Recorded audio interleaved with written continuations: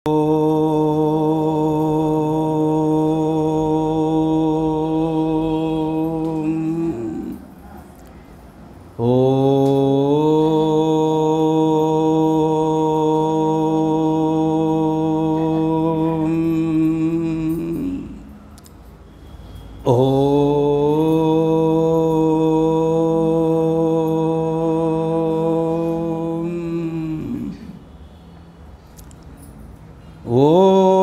गुरुर्ब्रह्मा गुरुर्विष्णु गुरुर्देवो महेश्वरा गुरु साक्षात् परब्रह्म तस्मै श्री गुरवे नमः।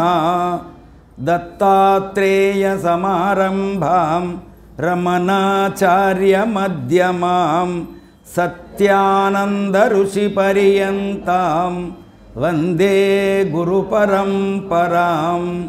తల్లి నిన్ను దలంచి పుస్తకం చేతన్భూనితిన్ నీవు నాయుల్లమునన్ నిలచి దృంబనముగా నుక్తుల్ సుశబ్దముల్ శోభిల్లం బల్కుమునాదు వాక్కునన్ సంప్రీతిన్ జగన్మోహిని పుల్లాబ్జాక్షి సరస్వతి భగవతి పూర్ణేందు బింబాననా।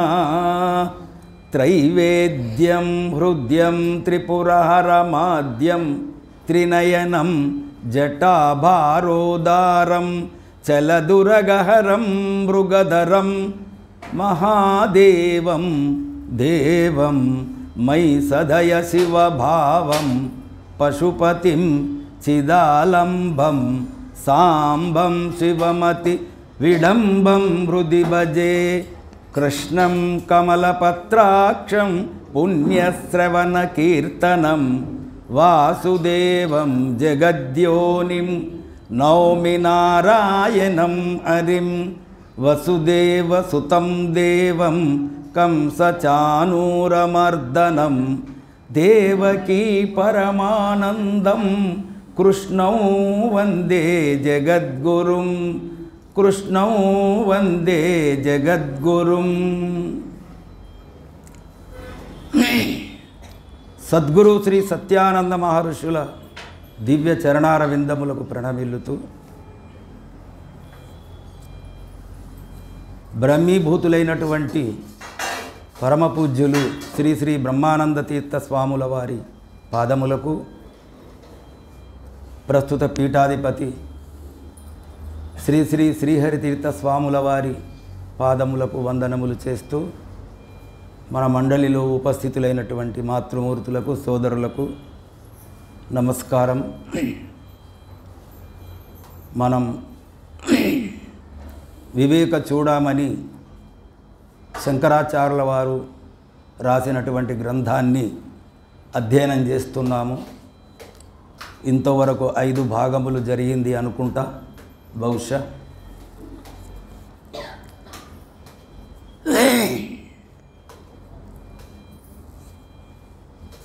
ఈ వివేక చూడమనిలో చెప్పినటువంటిది ఏ ఆత్మజ్ఞానంకు సంబంధించినటువంటి విషయాలు ఉన్నాయో అవి మనము శ్రద్ధాభక్తులతోని వింటే శ్రవణం చేస్తే తప్పకుండా ఆ గురుదేవుల వారు మనకు జ్ఞానాన్ని ప్రసాదింపజేస్తాడు। కాబట్టి ఏకాగ్ర చిత్తముతోని చక్కగా వినవలవినని నేను కోరుతున్నాను। ఈరోజు 48వ శ్లోకం శ్రద్ధాభక్తి ధ్యాన యోగాన్ ముక్షో శ్రద్ధా భక్తి ధ్యాన యోగాన్ ముముక్షోర్ముక్తేర్తు స్వక్తి సాక్షాత్ శృతేర్గరి యోవా ఏతే వ్యతితిష్టత్యముష్య మోక్షో విద్యా కల్పిత తాద్దే బహుందాత్।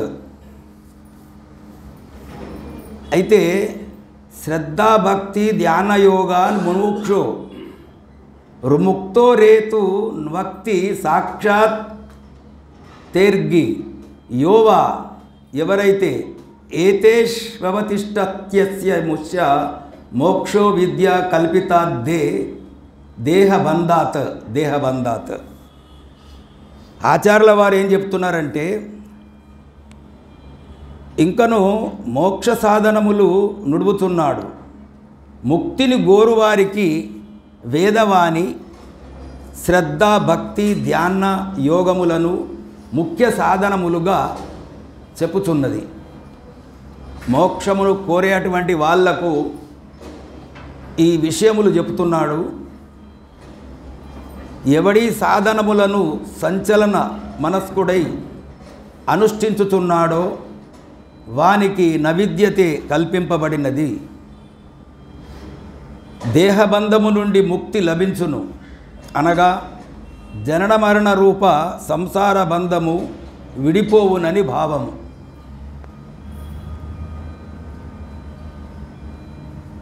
ముక్తి లభించును అనగా జనన మరణ రూప సంసార బంధము విడిపోవునని భావము.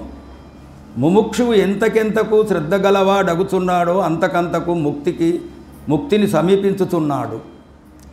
ఈ శ్రద్ధా విషయమై భగవద్గీతలో సాత్విక రాజస తామస శ్రద్ధలను నిరూపించి ఉన్నది. దానిని కనందగు అనేటువంటి విషయం ఉన్నది. అయితే మోక్షము కావాలనేటువంటి అభిలాష గల వాళ్లకు ముఖ్యంగా ఇప్పుడు మనం ప్రప్రథమ చెప్పుకున్నట్టుగా భక్తి శ్రద్ధ ఇవి ముఖ్యమైనటువంటి సాధములు. ఎవరైతే ఈ మనస్సును నిర్మలంతో ఉంచి అనుష్ఠించుతున్నారో వాళ్లకు ఈ అవిద్యతోని కల్పింపబడినటువంటి దేహబంధము నుండి మనకు విముక్తి లభించును. మనము ఈ ప్రపంచం మీదకి వచ్చినామంటే దేని ద్వారా వచ్చినాం? దేని ద్వారా? అవిద్య ద్వారా, అజ్ఞానము ద్వారానే ఈ ప్రపంచం మీదకి వచ్చినాం. కాబట్టి అటువంటి అజ్ఞానముతో కూడినటువంటి ఈ జనన మరణ రూప సంసార బంధము నుండి విడిపోవాలంటే ఆచార్యపాదులు చెప్పినట్టుగా మనము చక్కగా ఈ పై చెప్పినటువంటి భక్తి శ్రద్ధలు అవి మనము అనుష్ఠించాలని భావము చెప్తున్నాడు. అందుకే భగవద్గీతలో కూడా ఆ విషయాన్ని తీసుకున్నాడు. ఇక్కడ శ్రద్ధ అనేది 3 విధముల ఉంటుందని మనకు 18వ అధ్యాయంలో చెప్పింది కూడా ఉన్నది. అజ్ఞాన యోగాత్ పరమాత్మ సప్తభవ్యనాత్మ బంధస్తత ఏవ సంస్కృతి తయోరివివేకోదిత బోధాగ్ని అజ్ఞాకార్యం రజ్ఞాకార్యం ప్రదహేత్ సమూలం. ఏమంటున్నాడంటే, ఓ శిష్యుడా, నీ యథార్థముగా పరమాత్మ స్వరూపుడవయ్యి నీవు యథార్థముగా పరమాత్మ స్వరూపుడవయ్యి అజ్ఞానము వలన ఆత్మ వస్తువులను దేహాదులతోడి సంబంధము లేక అనాత్మయగు జీవుడనని సంబంధము నీకు కలిగినది. శిష్యుణ్ణి అంటున్నాడు ప్రేమతోని, నీవు నిజంగంటే ఆత్మస్వరూపుడవే. ఇప్పుడు లెక్క ప్రకారంగా మనం ఆలోచిస్తే మనమందరము పరమాత్మ స్వరూపులమే. ఎట్లంటే పరమాత్మ స్వరూపులము అనేటువంటి విషయాన్ని మనము మర్చిపోయి నేను సంసారిని, నేను జీవుడను, నేను సామాన్యుడిని అనేటువంటి భావన మనలో చిక్కుకొని ఉన్నది. అందుకే ఆచార్యుల వారు అంటున్నారు, నువ్వు యథార్థంగా నువ్వు పరమాత్మ స్వరూపుడవయ్యా. అజ్ఞానము వలన అనాత్మ వస్తువులు దేహాదులతోటి సంబంధం పెట్టుకొని నేను దేహిని, నేను శరీరాన్ని, నాకు ఈ బంధువులు ఇదంతా ఉన్నది అనేటువంటి ఈ అజ్ఞాన సంబంధమైనటువంటిది, అవిద్యా సంబంధమైనటువంటిది, మోహ సంబంధమైనటువంటి ఏ బంధుత్వము, ఏ స్నేహాలు ఈ ప్రపంచములో మనకు ఉన్నాయో అవి అన్నీ అవే శాశ్వతమని అవిటితోనే మనము ఆడుతూ పాడుతూ ఈ జీవితములో మన సస్వరూపాన్ని అంటే మన నిజరూపాన్ని మనము మరిచిపోతున్నామనేటువంటి భావన ఇక్కడ ఎత్తుందన్నమాట. కాన ఆ రెంటి యొక్క అనగా ఆత్మ అనాత్మల జీవాత్మ పరమాత్మల యొక్క స్వరూప విచారణ వివేకముచే కలిగినట్టి తాను స్వయం ప్రకాశమాన బుద్ధముక్త స్వరూపుడే అను స్వానుభవ విజ్ఞానాన్ని ఆ విజ్ఞానము చేత నేను స్వయం ప్రకాశమానమైనటువంటి స్వరూపుడనే అను స్వానుభవ తన అనుభవంతో విజ్ఞానాగ్ని చేత విజ్ఞానమనే అగ్ని చేత అజ్ఞాన కార్యమునగు అనాత్మబంధమును మూలా విద్యయు సమూలము నశించును. ఎప్పుడైతే మనకు జ్ఞానం కలిగిందో అవిద్య, ఈ అవిద్య వల్ల మనము వెనుకబడిపోతున్నాం కదా. మనం ఇప్పుడు చెప్పుకున్నట్టుగా ఇదంతా నేను అని మనం అనుకుంటున్నాము ఈ విషయములను. కానీ ఈ శరీరాలు మనవు కావు, ఈ బంధుమిత్రాదులు మనవాళ్ళు కారు, ఏవి కూడా మనకు సంబంధం లేదు లెక్క ప్రకారంగా అని చెప్తున్నాడు ఇక్కడ. కాబట్టి ఈ అనాత్మ బంధమును మూల విద్యయు సమూలముగా నశించును. అది దేని చేత నశిస్తుంది? జ్ఞానము చేత.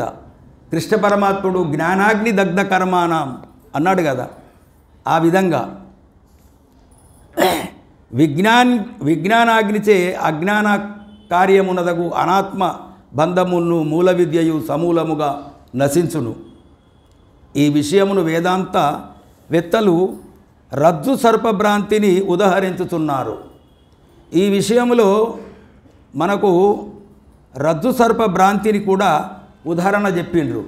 రజ్జు సర్పణ భ్రాంతి అంటే ఏంటిదంటే, అది మనకు ఒక నూతి ఉందనుకోండి, ఒక నూతిలో అక్కడ శాతాడేసి చేదుకుంటుంటారు జనాలు.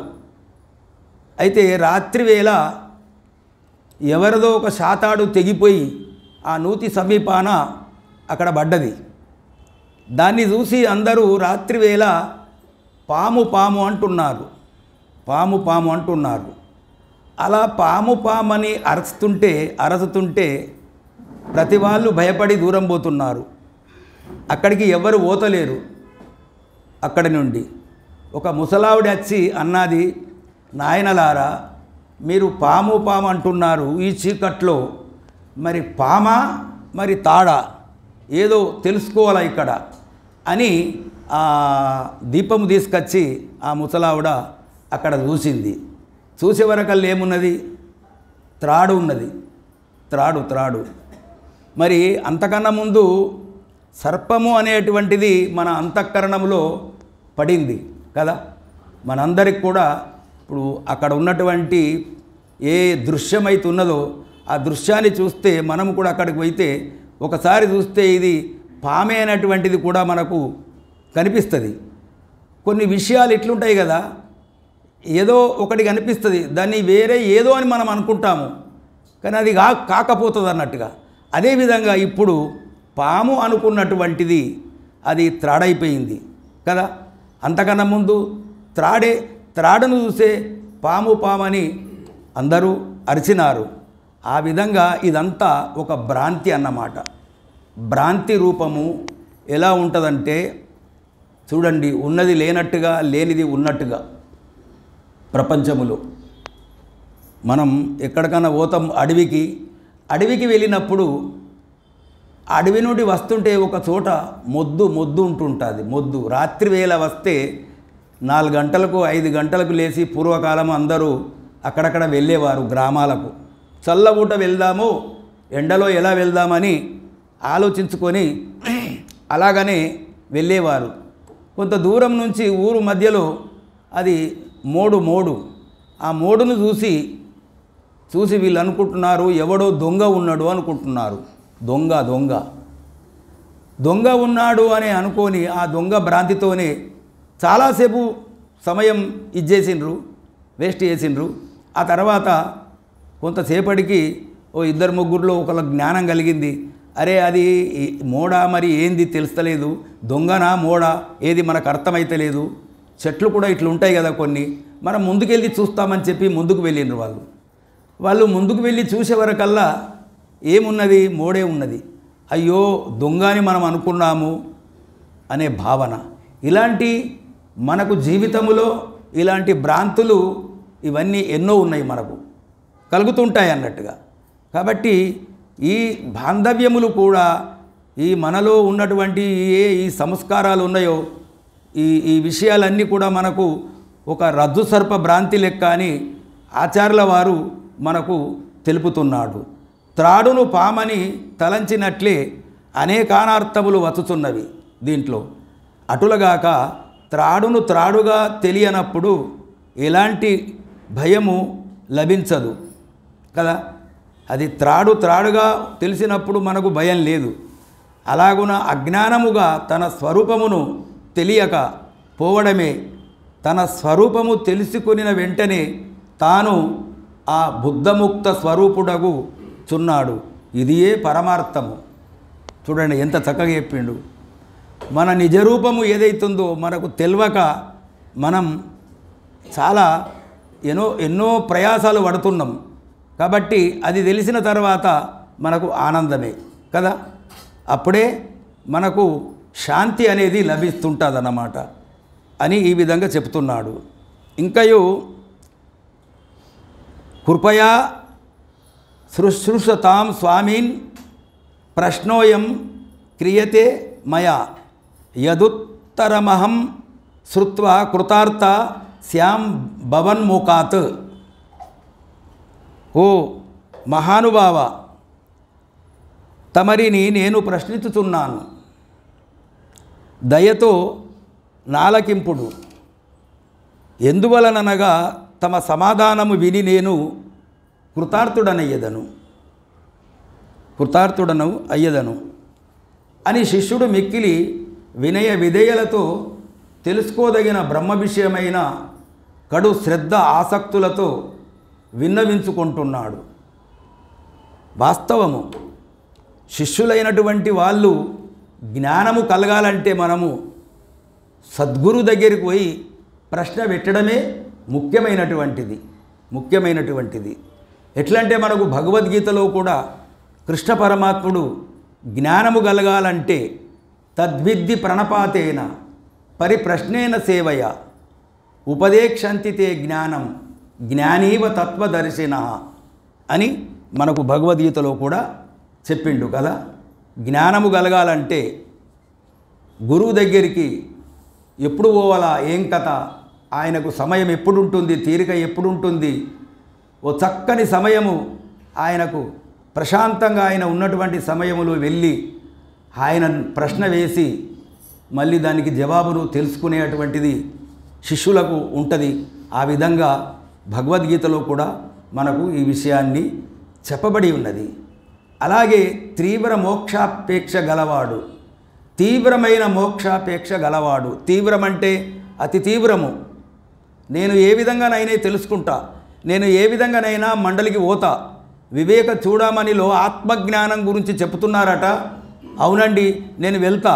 మరి ఆత్మజ్ఞాన స్వరూపం ఎట్లుంటుంది అది నేను తెలుసుకుంటా అనే అటువంటి భావము కలగాల మనందరికీ. నిజంగా అంటే మన నాకేస్తాం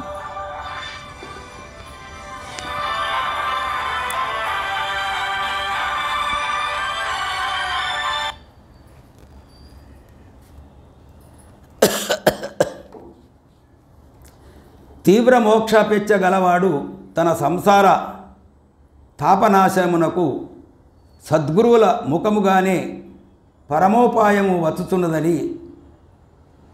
వచ్చునాయని ఎప్పుడును నిరీక్షించుచుండును. తీవ్రమైనటువంటి మోక్షాపేక్ష గలవాడు సద్గురువు ఎప్పుడు నాకు చెప్పుతాడు, ఎప్పుడు నేను వినగలను అనేటువంటిది చాలా శ్రద్ధగా ఉండాలి. ఇప్పుడు మనమందరము గురుభక్తులము. గురుక్త పద్ధతిని అనుసరించుకొని మనం పవిత్రమైనటువంటి 10 సంవత్సరములు తపస్సు చేసినటువంటి సద్గురు ద్వారా మనం ఉపదేశం పొందినం. మనం ఇలాంటి విషయములను చాలా వరకు తెలుసుకోవడం చాలా మంచి విషయాలు. ఇవి మనకు ఏదైతున్నాయో మనకు జీవితంలో ఇవి ఎంతో మన ఆత్మస్థైర్యానికి ఆత్మజ్ఞానాన్ని కలిగించేటువంటి ఈ గ్రంథము తప్పక మనం అందరము వినవలసి ఉంటుంది. కాబట్టి సద్గురువుల ముఖముగానే వారి ముఖముగానే తెలుసుకోవాలా ఏదే కానీ. పరమోపాయము వచ్చునాయని ఎప్పుడు నిరీక్షించుతుండును, ఇదియే తీవ్ర ముముక్ష స్వభావము తెలియవలెను.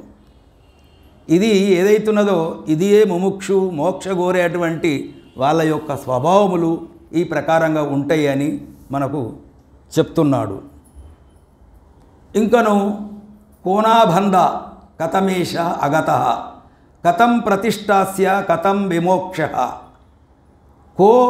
కో సానవాత్మ పరమాక ఆత్మ తయోర్వేక కథమే తద్దుచ్యతాం.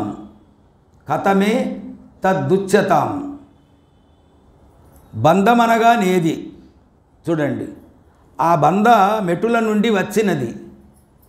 బంధం అంటే ఏంటిది అసలు? ఎంతటి చక్కని విషయం. బంధం అంటే ఏమిటి ప్రశ్న. ఆ బంధం ఎక్కడి నుండి వచ్చినది? ఆ బంధమునకు నిలకడ ఎక్కడిది? దాని విముక్తి ఎలాగునా కలుగును? అనాత్మ అనగా నేమి, పరమాత్మ అనగా నేమి, ఆ రెంటి యొక్క విచారణ ఎలాగునా చేయవలెను? ఇదంతయు నాకెరింగింపుము అని శిష్యుడు అడుగుతున్నాడు. శిష్యుడు పెట్టిన ప్రశ్నలు ఏవైతున్నాయో ఇవి తూచా తప్పకుండా మనం అందరము తెలుసుకోవలసినటువంటి విషయములు దీంట్లో ఉన్నాయి. ఈ ప్రశ్నలు వీనిని నెరింగిన సమస్త శాస్త్రముల సారము ఎరిగినవాడు అవుతాడు ఇవి తెలుసుకుంటే కదా. అందుకే ధన్యోసి కృతకృత్యోసి పావితం కులం త్వయా యద విద్యాబంధ ముక్త్యా బ్రాహ్మీ భవితుమిచ్చసి.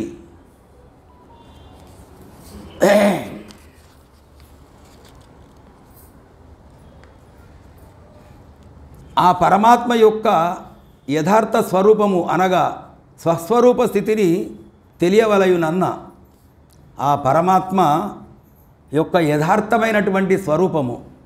ఈ యథార్థమైనటువంటి స్వరూపం అంటే వాస్తవమే.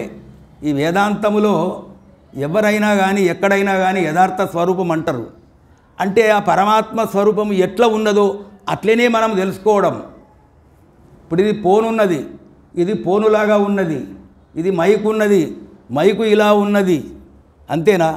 ఏది ఎట్లున్నదో అట్లా అన్నమాట. యథార్థం అంటే ఉన్నది ఉన్నట్టుగా కదా, అవునా కదా? యథార్థంగా అరే మీరు యథార్థంగా చెప్పండి ఏదైనా విషయం ఉంటే, అరే ఏమిటి ఈ విధంగానే మనం అప్పుడప్పుడు అనుకుంటాం కదా, అది అన్నట్టుగా. ఈ యథార్థ స్వరూపము అనగా స్వస్వరూప స్థితిని తెలియవలయునన్న, మన నిజరూపమును తెలియవలనన్న స్పష్టముగా తనలో కలిగిన స్వయం ప్రబోధ దృష్టి చేతనే అనగా స్వస్వరూప సాక్షాత్కార జ్ఞానము చేతనే సాధ్యమగును. ఇది స్వస్వరూప తన నిజరూపమును సాక్షాత్కార జ్ఞానము చేతనే ఇది సాధ్యమగును, వేరే ఉపాయము లేదు. అనేక వేదాంగ పారంగతుల సాహ్యము చేతనున్న సకల శాస్త్రముల చేతనున్న సచితానంద స్వరూపమగు అఖండ బోధ స్వరూపము నిరవధికమైన బ్రహ్మానందము పొంద సాధ్యము కాదు. చంద్రుని యొక్క స్వరూపము అమృత కిరణత్వముగా గాంచవలెనన్న తమ నేత్రముల చేతనే చూడనగును. ఇతరుల ద్వారా తాను చూడగలడా?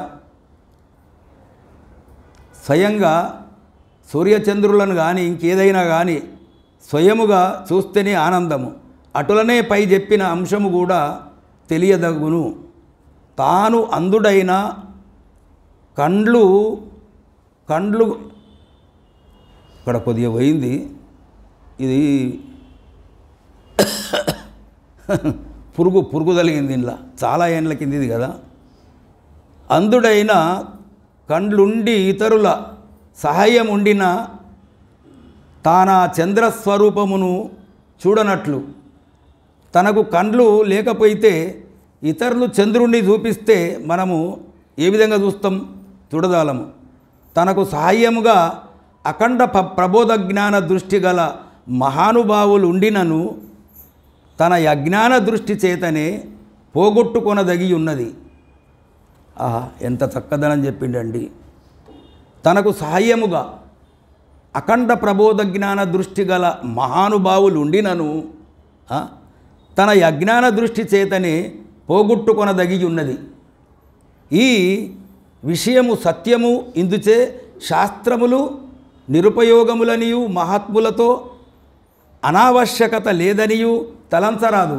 ఈ విషయం లోపట వారి సహాయము లేకపోయినా మార్గమునే తెలియజాలము. అయినను తాను కాంచవలెనన్న జ్ఞాననేత్రుడు తప్పక కావలెను. చూడండి, ఈ అఖండమైనటువంటి ప్రబోధ జ్ఞానమును మనము తెలుసుకోవాలంటే సద్గురు ద్వారా తెలుసుకుంటాము. కానీ ఇక్కడ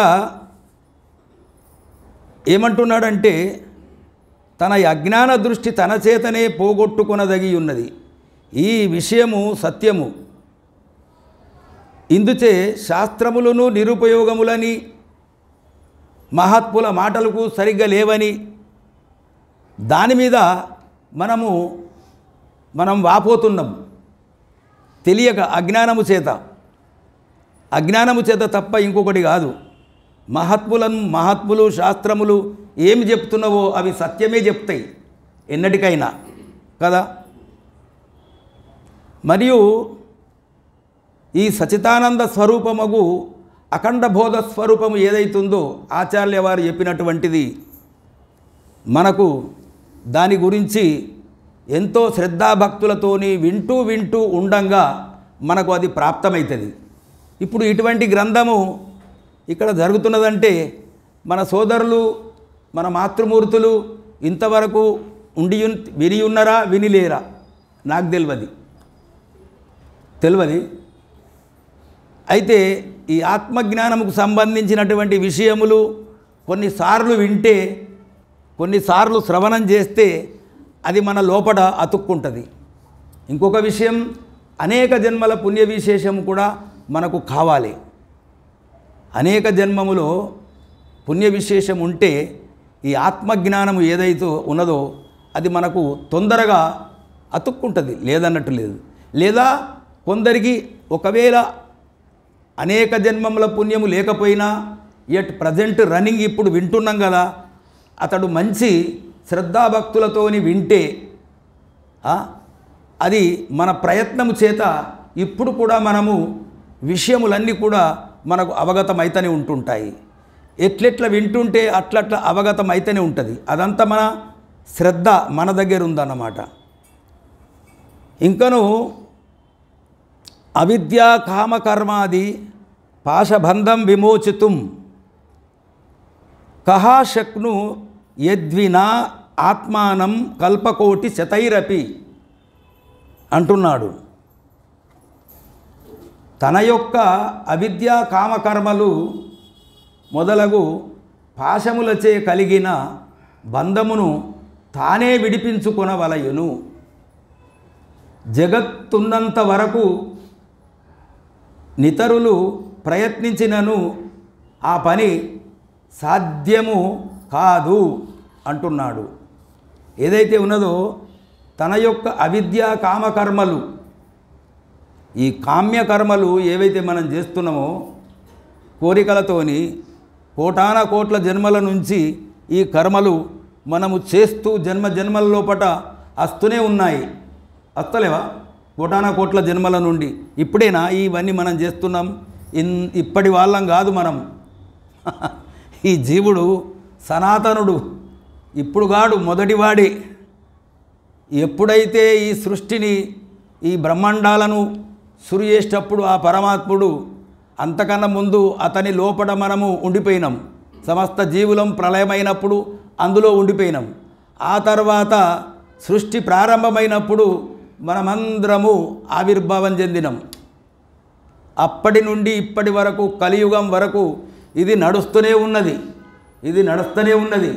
అప్పటి నుండి చేసేటువంటి కామకర్మలు ఏవైతున్నాయో ప్రతి జీవులది ఏదైతే ఉందో సూక్ష్మ శరీరము ఎవరిది వాళ్లకు ఆ సూక్ష్మ శరీరము ఈ స్థూల శరీరమును పట్టుకొని ఈ ప్రపంచానికి వస్తూనే ఉంది. ఇక్కడికి వచ్చి ఇప్పుడు కూడా కర్మలు చేస్తూనే ఉన్నాము కదా. ఇవన్నీ కుప్పలు కుప్పలుగా ఉన్నాయన్నమాట. అయితే తన యొక్క అవిద్యా కామకర్మలు మొదలగు పాశములచే కలిగిన బంధమును తానే విడిపించుకొనవలయును. ఇప్పుడు తనకు కలిగినటువంటి పాశములు కానీ తాను మోక్షం పొందాలంటే తాను కైవల్యం పొందాలంటే తానే పొందవలయును. ఎట్లంటే సద్గురువు కేవలం మార్గదర్శనకుడు, మార్గం చూపించేవాడు మాత్రమే. అయ్యా ఈ తోవ ఎక్కడికి పోతుంది అని మనం అంటే ఎవరినన్నా ఆయన మనం ఏ ఏ ఏ ఏ చోటికి చేరాలనుకుంటున్నామో అక్కడ దాకా ఆయన రాడు. ఇట్లా వెళ్తే ఇట్లా పోయితే అక్కడ మండలి ఉంటుంది, మీరు పోవచ్చు అని అంటాడు కదా. ఆ చెప్పేవాడు మనకు సూచన ఇచ్చేవాడు మనతో రాడు, అతడా రాడు. అందుకే ఇక్కడ ఇవన్నీ ఈ పాశములన్నీ తొలగించుకోవాలంటే మనమే తొలగించుకోవాలంటున్నాడు. ఎవరు? గురువు తొలగించుకుంటాడా? అవు తనకు రోగం వస్తే తానే మందులు తినాలి, అవునా కాదా? తనకు ఏమైనా ఎక్కడనో అలసిపోయి వచ్చిండు, అలసిపోయి వస్తే తానే ఆ బెడ్ మీద పండుకొని అలసట తీర్చుకోవాలా. నీ అలసట తీరాలంటే ఇంకొకడు వాడు వంటే రాదు, ఆడు గోళీలు వేసుకుంటే నీకు రాదు, వస్తుందా? అవునండి. ఇవన్నీ ఎవరికి వారే చేసుకోవాల్సి ఉంటుంది. మనము ముక్తిని పొందాలంటే మనమే స్వయం కృషి చేసుకొని సాధన ప్రారంభించాలా, అవునా కాదా? గురుగారు కేవలం మార్గదర్శకుడే, ఇది పక్కా, ఇది గ్యారంటీ. కానీ మనము ప్రయాణం చేస్తుంటే గురువు యొక్క అనుగ్రహం ఏదైతుందో మనము సాధన మొదలుపెట్టామంటే సద్గురువు మనకు అనుగ్రహిస్తాడు. ఇదొక్కటి మనం తప్పక మనం ఆశీర్వాదం మాత్రం తనది ఉంటుంది. ఎప్పుడైతే నీ మనసులో ఏ సద్గురుదేవా, ఏ పరమాత్మ, నేను ఇటువంటి సాధనలో నేను పాల్గొని నేను చేస్తున్నా, నాకు తోడుగా అటువంటి క్షమాభిక్ష ఆ సాధనలో నేను ఉత్తీర్ణుడయ్యేదాకా నన్ను రక్షించు, నాకు అనుగ్రహించు అనేటువంటి భావనతోని మనం మొదలు పెడితే మనకు తప్పక గురువు అనుగ్రహిస్తాడు. గురువు అనుగ్రహం మాత్రమే ఉంటుంది, కానీ సాధన చేయడం మాత్రం ఎవరికి వారే అని ఇక్కడ చెప్పబడుతున్నది. అందుకొరకు తన యొక్క విద్య కామకర్మలు మొదలగు పాశములచే కలిగిన బంధము తానే విడిపించుకొనవలయను. జగత్తున్నంత వరకు ఇతరులు ప్రయత్నించినను ఆ పని సాధ్యము కాదు అంటున్నాడు. నా గేయేన నా యోగేన నా సాంఖ్యేన కర్మనానో న విద్యాయ బ్రహ్మాత్మైకత్వ బోధేన మోక్ష సిద్ధ్యతి నాణ్యత.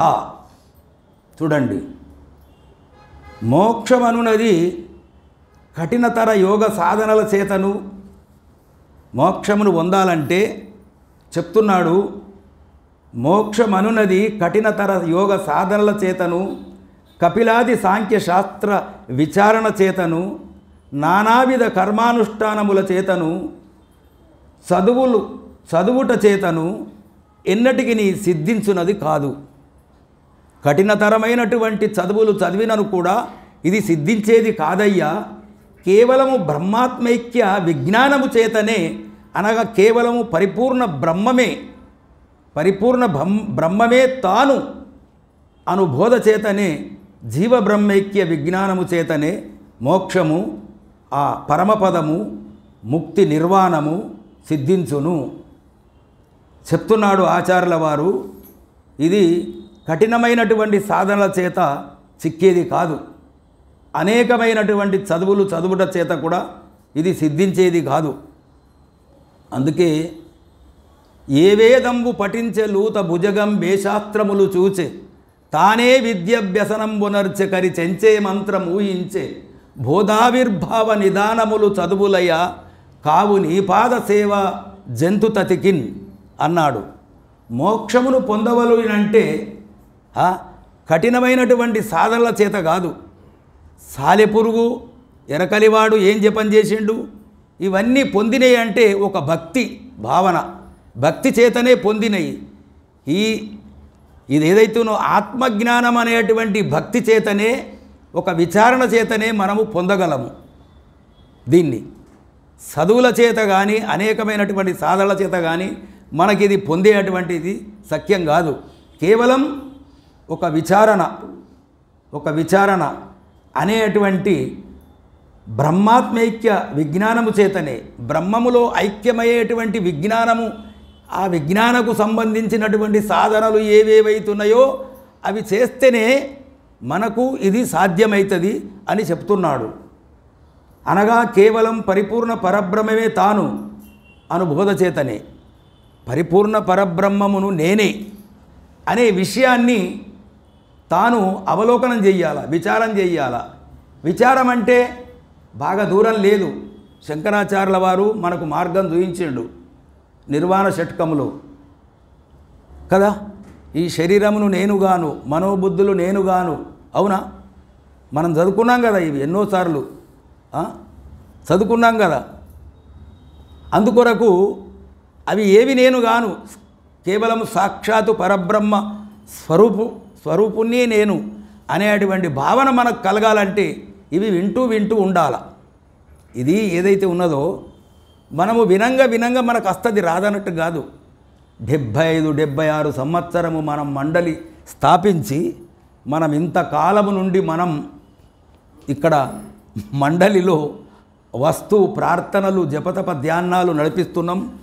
మనకు నిజంగా అంటే ఇవన్నీ మనకు తెలియవలసిన విషయములు అని నేను అనుకుంటున్నాను.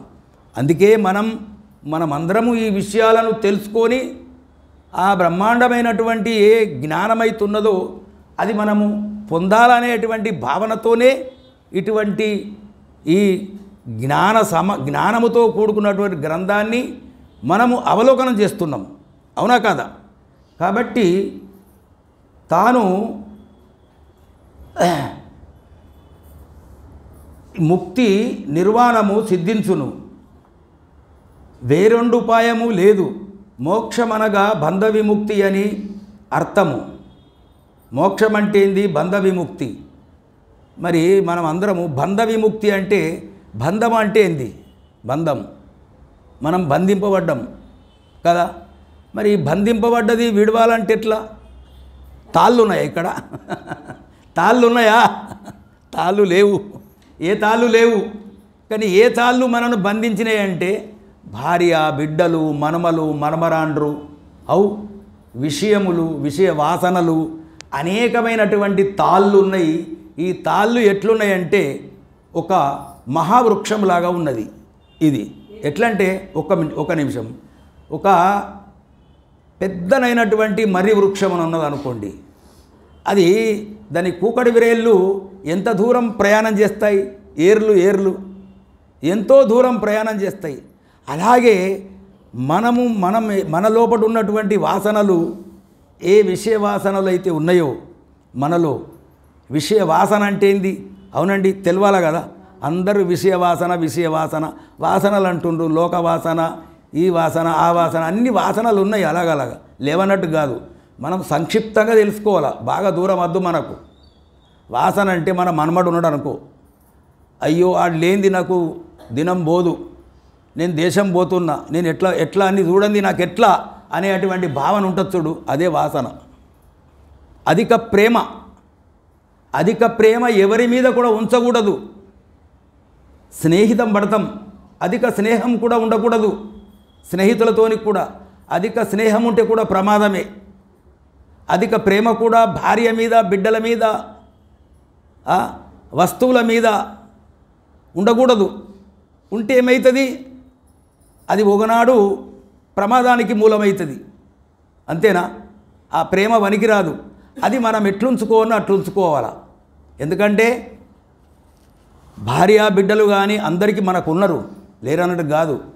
కానీ ఆ విషయములను మనం తెలుసుకుంటే ఆ భ్రమలు ఏవైతున్నాయో నిర్లిప్తంగా మనమడున్నా మనమరాలున్నా బిడ్డలున్నా అల్లుండ్లున్నా ఎవరున్నా కానీ ఈ ప్రపంచం మీద నేను ఒక పాత్ర మీద వచ్చిన ఇక్కడ మేమందరం పాత్రధారులమే. డైరెక్టర్ అయినటువంటి భగవంతుడు ఒకడు ఉన్నాడు. ఏదో నా పాత్రను పోషించి పోతున్నా.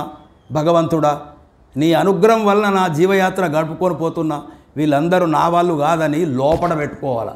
ఎక్కడ లోపల, పైకి మాట్లాడద్దు. గురుదేవుల వారు అన్నారు, పైకి చెప్పకురా నాయన అన్నారు సత్యానంద మహర్షుల వారు. నీకు వచ్చిన వైరాగ్యమును ఈ భార్య బిడ్డలు ఇదంతా నశించిపోయేదనే మాట నీ లోపల పెట్టుకో, యువతలకి చెప్పకరా అన్నాడు ఒక మాట.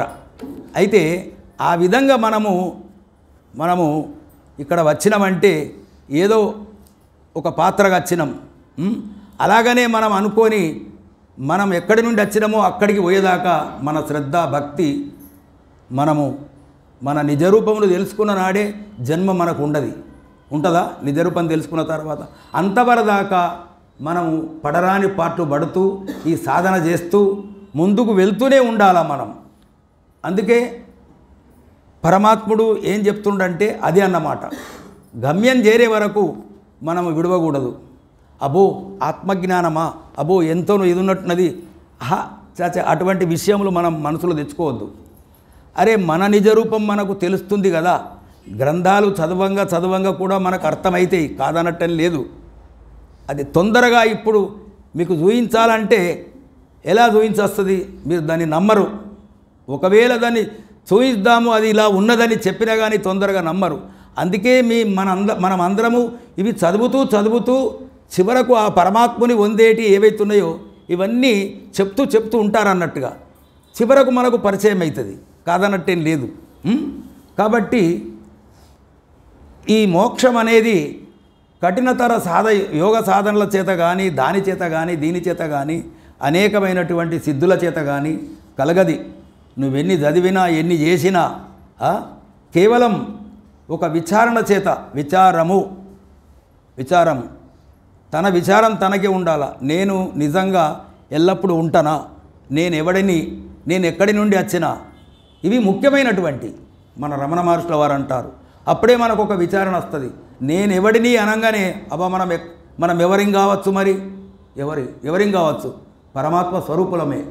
శాస్త్రములు మహాత్ములు చెప్తున్నారు, మమైవాంశో జీవలోకి జీవభూత సనాతన చెప్పిండు కదా పరమాత్ముడు. మనము ఏతున్నదో జీవులమందరము నా అంశమే అని చెప్పిండు. పరమాత్మ అంశం అన్నప్పుడు మనమందరము పరమాత్మ అంశులమే కదా. మరి ఎందుకు మనం ఈ విషయాన్ని ముందుకు పోదాం తెలుసుకుంటా అనేటువంటి భావన మనలో ఉండాలి. బింబము నుండి ప్రతిబింబం వచ్చింది అంతే. ఈ బింబం పరమాత్మ నుండి మనం వెలువడ్డం బయట, మళ్ళీ ఆ బింబంలో చేరాల. అది ముఖ్యమైనటువంటిది.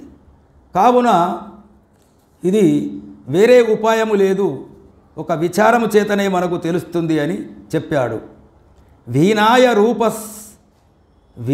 రూప సౌందర్యం తంత్రి వాదన సౌష్ఠపం ప్రజారంజన మాత్రం తన్న సామ్రాజ్యాయ కల్పతే.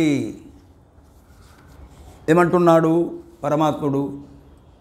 వీణారూప సౌందర్యం అనగా వీణ చక్కగా ఆకర్షణీయముగా నుడ్డుటయు, అట్టి వీణను చేబూని కడు ఇంపుగా మ్రోగించు పాండిత్యమును ప్రజలను సంతోషపెట్టునని శ్రవణానందమును మాత్రము కలగజేయును. మోక్ష సామ్రాజ్య సుఖమును నీయదాలవు అనగా వీణాది విద్యలున్ను వానిచే ప్రయోజనము లేదు, మోక్షము నీయజాలవు. ప్రపంచములో అనేకమైనటువంటి వాయిద్యాలు ఉన్నాయి. వీణా ఉన్నది, గిటార ఉన్నది, తబలలు ఉన్నాయి, హార్మోనియం ఉన్నాయి. ఎంత చక్కగా పాడినను అనేకమైనటువంటి కవులు ఉన్నారు, రచనలు చేసే వాళ్ళు ఉన్నారు, పాటలు వాడే వాళ్ళు ఉన్నారు. అనేకంగా అద్భుతంగా కార్యక్రమాలు మనం అక్కడక్కడ చూస్తూనే ఉన్నాం. అవన్నీ ఆ విద్యలన్నీ ఎన్ని చేసినా కానీ అవి అన్నీ మోక్షమును ప్రసాదింపలేవు. మా గంగుల నారాయణ గారికి వారి మనస్సులో ఉండేది. ఒకసారి చెప్పిండు, మేము భజన నేర్చుకుంటామని అనిపిస్తుంది అన్నయ్య, నేను భావంచాలకు పోయి ఒకటి హార్మోనియం నేర్చుకుంటా అనుకుంటున్నా అంటే ఆయన అనేవాడు, అవన్నీ నారాయణ గారు మనము మోక్ష మార్గములు ఉన్నోళ్ళము దాంట్లో పడకూడదని చెప్పిండు. అది వాస్తవమైన మాట, యథార్థమైన మాట. నారాయణ గారు చెప్పిన మాట నాకు జ్ఞాపకం వస్తున్నది. ఎందుకంటే ఇప్పుడు శబ్ద స్పర్శ రూప రసగంధాదులు ఏవైతున్నాయో ఈ పంచ విషయములో ఈ జీవుడు పడిపోయి అనేక అవస్థలను పొందుతున్నాడు కదా. అవునండి, పంచ విషయాల గురించి మనం చెప్పుకున్నాం కదా ఒకసారి. అంటే శబ్ద స్పర్శ రూప రస గంధ ఈ 5 ద్వారా 5 ప్రాణులు పోయినాయి. ఇవన్నీ మనం చెప్పుకున్నాం కదా ఇంతవరకే. ఆ 5 ప్రాణులు అలగలగ పోయినాయి 5. మరి ఈ జీవుని యందు ఈ 5 వ్యసనాలు లోపట ఈ ఒక్కని దగ్గరనే ఉన్నాయి. వీడేం కావాలా, ఎంత చెకమక కావాలా, అవునా కాదా? కాబట్టి శబ్దము అనే విషయము ఏదైతుందో ఈ సంగీతము అనేకమైనటువంటి మృదంగాలతోని కూడుకొని పాడేటువంటి వాళ్ళు ఒకరికన్నా ఒకరు మిన్న లోకంలో జరుగుతున్నాయి. అవన్నీ కూడా మోక్షమునకు ఇచ్చేటువంటి కావు. కొందరు అంటారు నాదబ్రహ్మము నాదములో లీనం కావాలా. అరే మరి బ్రహ్మలు ఎందరున్నారు? నవబ్రహ్మలు ఉన్నారు. నవబ్రహ్మలు కూడా పక్కనేనా? వాళ్ళు మూల దేవతలేనా? వాళ్ళు కూడా గారు మూల దేవతలు. ఎట్లయితారు? ఈ లోకములో చతుర్ముఖ బ్రహ్మ ఉన్నాడు, నవబ్రహ్మలు ఉన్నాయి. ఇవన్నీ కూడా మోక్షమును ప్రసాదించేటిదేనా? వీళ్ళకి అధికారం ఉన్నదా? వాస్తవంగా చూస్తే ఆ పరమాత్ముడు ఒక విధమైనటువంటి ఎవరికి అవగాహన కానటువంటి, ఎవరి మెదడుకు కానీ ఎవరి మనసుకు కానీ అందనటువంటి వాడు ఆ పరమాత్ముడు ఒకడు ఉన్నాడు. అటువంటి పరమాత్ముని తెలుసుకోవాలంటే ఈ పంచ విషయాల నుండి ఈ జీవుడు దూరం కావలసిందే. అందుకే ఆ సంగీతమును కూడా కొద్దిగా దాన్ని ఇచ్చేయవలసి వచ్చింది. ఎందుకంటే కొందరు అంటారు, మన సోదరులు కొందరు అనేవాళ్ళు కూడా ఉన్నారు. ఎట్లంటే ఈ వాళ్ళ పేరేందండి, గాయకులు ఉన్నారు కదా మన వాళ్ళు, పూర్వకాలము అన్నమయ్య అనుకో, ఇంకా అలా పేర్లు నాకు ఇప్పుడు జ్ఞాపకం వస్తలేవు. చాలా గానం చేసినటువంటి వాళ్ళు కవులు ఎందరో ఉన్నారు. అంటే ఇప్పుడు జ్ఞాపకం వస్తలేదు. మన తుకారాం కాదు, చాలా మేధావులు, భద్రాచల రామదాసు, ఇంకా అన్నమయ్య, ఇంకా 2-3 ఉన్నారు వాళ్ళు, త్యాగరాజు. అవన్నీ ఏవైతుందో వాళ్ళు రాసింది ఏదైతుందో అవి ఉత్తయి కాదు. అవి పరబ్రహ్మమును పొందే అటువంటి రాసి వాళ్ళు చదివిండ్రు, కీర్తన చేసిండ్రు. చూడండి, గగనము మీది, ఒక్క విషయం చెప్తా నీకు. వాళ్ళ ఈ విషయం వచ్చింది కదా, గగనము మీదిది కైవల్యం, కానక కన్నది కైవల్యం. సాగు ఇదొక్కడి మనం విడదీసుకుందాం. ఇప్పుడు సంగీతమును మనం త్రోసిపుచ్చడం లేదు. సంగీతం అనేది ఎట్లుండాలంటే త్యాగరాజు రాసినటువంటి కృతులలో ఒకటి ఉంది, గగనము మీదిది కైవల్యం. గగనము మీది కైవల్యం ఎక్కడుంది? గగనం మీది. గగనం మీదిది ఆకాశం మీద అన్నమాట. గగనం అంటే గగనము మీదిది కైవల్యం, కానక కన్నది కైవల్యం. దీని అర్థం ఏమిటి? గగనము మీదిది కైవల్యం. అవును, అందరికీ తెలుసు. అరే కైవల్యం ఎక్కడున్నది అంటే గగనం మీది. కానీ కానక కన్నది కైవల్యం. కానకంటే ఈ ప్రపంచ విషయంలో పడక దీని గానక దాన్ని గన్నదే కైవల్యము. ఏం లక్ష్మీనారాయణ గారు అటువంటి మహానుభావుడు రచయిత పాడిన పాట ఎంత అంతరార్థం ఉన్నది. మీ అందరికీ అర్థమైందా అండి? ఈ అర్థం అయింది కదా. కాకపోతే నేను మళ్ళీ చెప్తా. గగనము మీదిది కైవల్యం. అవునా? కైవల్యం ఎక్కడుంది అంటే గగనం మీద. కానీ దాన్ని కానక కన్నది. కానక అంటే ఈ ప్రపంచమును గానక, ఈ విషయవాసంలో పడక ఆ పరమాత్ముని ముందు లయము చేసేటటువంటిది ఏదైతుందో అది కైవల్యం అన్నాడు. ఇప్పుడు అర్థమైందా? సరే, మనకు ఇటువంటి ఎన్నో మనకు వస్తుంటాయి. కాబట్టి ఇక ఇటువంటి ముక్తి మార్గమును మనము తెలుసుకోవాలంటే ఇవి మనము ఊరకని విడిచిపెట్టద్దు. దీన్ని గట్టిగా మనం శ్రవణం చేద్దాం. ఇప్పుడు మనకు సమయం కూడా అయింది. ముఖ్యంగా సమయం ఏతుందో అది బంగారు వంటిది. ఎన్నో పనులను విడిచిపెట్టి మీరు అందరు ఇక్కడికి వచ్చిండ్రంటే చాలా సంతోషం. ఇలా ప్రతి ఆదివారం నాడు మీరు అటెండ్ కాండ్రి అయినంత వరకు. కాబట్టి ఇప్పుడు సద్గురునాథ్ మహారాజ్కి జై. దా